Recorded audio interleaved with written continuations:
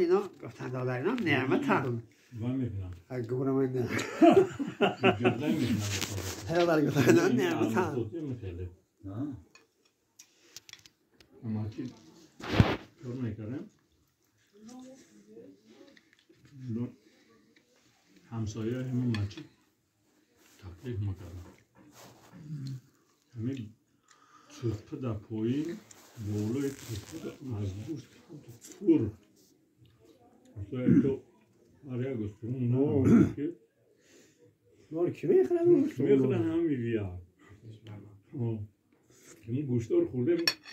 باید چرپه به نرسیده تمامش کم بسر شد ما که میلیش همون میلیش برمک ما اوش میکنیم از اوپا میگون که تاجیکستان هم میگو یک تاجیکستان یک چیزی نداره اما گوسفند حساره تاجیکستان میگو گوسفند حساره داره اما گوسفند در نداره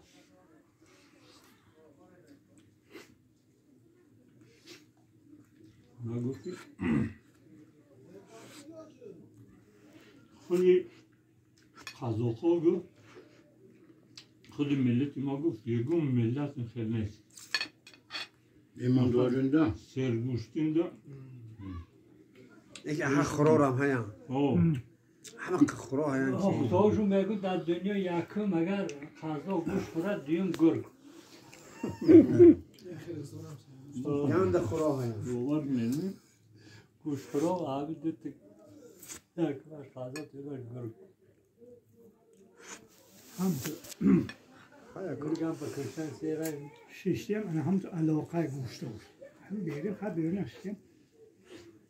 تلفنم هم کپ کبوش کرد بو گرفت دیا هم تو میگه دانش پرتو خویدن گرفت خومه خومشم کپ کبوده خومشم خوک شده کپچون دنبال هم تو میبر دانش پرتو سوده این نوپوس اونا دولت نیستن؟ دولت نیستم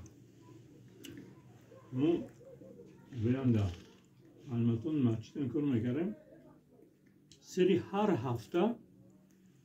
یا گوسفند یا بز میخوام گوسفندهای دنگداره نه با مرناسای انکو میخوام هر هفته اون از اون گوشتی گوسفند مرناس جانور یا قبلش گوشت یا قبلش فرمان میخوام هیچ کی نمیتونه بچه این نمیتونه خوبه اون قضاقا رو همون گوسفند میرناس آدم دولتی و کندن هیچ کار نمیکنه حالی همین محلوم ندید یا من سوله قزاقا خودم دامن کوسوش میخوره یا که لگن داره الله با نه کاسه نه لگند هم کسون چنده نرچسکه یا همین کوسه نه کسون گرفت ولی هر داشته گوشته اونه که چیزش میگود که همین جرم با فرم نباشد همونجا یک توپر مایده میکنده و در کوسه میاندازد مایده گوشت مایده میکنه خوش باید که نه. این میگوید که خواسته میمونه و همین که مولا رو میگیرن میگوید که دانی وقتی